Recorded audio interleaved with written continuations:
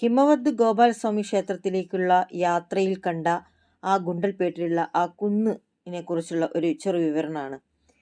ഇന്ത്യയിലെ തന്നെ കർണാടക സംസ്ഥാനത്തിൻ്റെ ചാമരാജനഗർ ജില്ലയിലെ ഗുണ്ടൽപേട്ടു താലൂക്കിലെ 1450 മീറ്റർ ഉയരത്തിൽ സ്ഥിതി ചെയ്യുന്ന ഒരു കുന്നാണ്. അതായത് കന്നഡയിൽ കുന്നിന് ബേട്ട എന്ന് പറയും. അതാണ് നമ്മൾ ഗുണ്ടൽപേട്ട് ബേട്ട്. ഓക്കെ, ഇത് വ്യാപകമായി വനത്താൽ നിറഞ്ഞിരിക്കുന്നു. അപ്പോൾ ഈ ബന്ദിപ്പൂർ ദേശീയോദ്യാനത്തിൻ്റെ ഏറ്റവും ഉയരമുള്ള ഒരു കൊടുമുടി കൂടിയാണ് ഇത്. ബന്ദിപ്പൂർ ദേശീയോദ്യാനത്തിൻ്റെ കോർ ഏരിയയിലാണ് ഇത് സ്ഥിതി ചെയ്യുന്നത്. ആനകൾ ഉൾപ്പെടെയുള്ള വന്യജീവികൾ പതിവായി ഇവിടെ കാണപ്പെടുന്നുണ്ട്.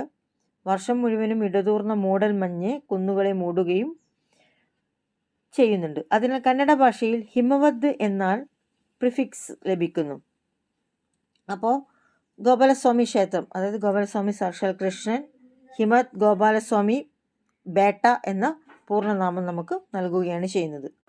ഗോപാലസ്വാമി ക്ഷേത്രം സന്ദർശിക്കുമ്പോൾ കുന്നിൻ മുകളിലേക്ക് വരെ വാഹന ഗതാഗത സൗകര്യമുള്ള ഒരു റോഡുണ്ട്. പിന്നെ സ്വകാര്യ വാഹനങ്ങൾക്ക് പ്രവേശനമൊന്നുമില്ല. സന്ദർശകർ കാൽനടയിൽ നിന്ന് പിന്നെ ഇത് കർണാടക സംസ്ഥാനത്തിൻ്റെ അവരുടെ ഗതാഗതം സംഘടിപ്പിക്കുന്ന സർക്കാർ ബസ്സിലാണ് കയറേണ്ടത്. മറ്റ് എന്ന് വെച്ചാൽ പൂജക്ക് ഉപയോഗിക്കുന്ന വസ്തുക്കൾ, പൂക്കൾ, പഴം, അതുപോലെയുള്ള ധൂപവർഗ്ഗങ്ങളെല്ലാം നമുക്ക് അവിടെ കൊണ്ടുപോകാം. മറ്റു ഭക്ഷണ സാധനങ്ങൾ കൊണ്ടുപോകാൻ അവിടെ അനുവാദനമൊന്നുമില്ല. പിന്നെ പ്ലാസ്റ്റിക് ഇതര ബാഗുകൾ കൊണ്ടുപോകണം, ഏതെങ്കിലും ഈ വസ്തുക്കളെല്ലാം. പിന്നെ രാവിലെ 8:30 മുതൽ വൈകുന്നേരം 4 മണി വരെയാണ് സന്ദർശകരെ അനുവദിക്കുന്നത്. രാത്രി ആയിരിക്കും അവിടെ പിന്നെ തങ്ങാൻ ഒരു അനുവാദമില്ല. അതേപോലെ തന്നെ ഒരാൾക്ക് എൻട്രി പാസ് 70 രൂപയാണ്. ഇതിൻ്റെ ചരിത്രം പറയുകയാണെങ്കിൽ ഹൊയ്സാല കാലഘട്ടത്തിലാണ് ഈ ക്ഷേത്രം പണിയിപ്പിച്ചത്. ക്ഷേത്രത്തിൻ്റെത്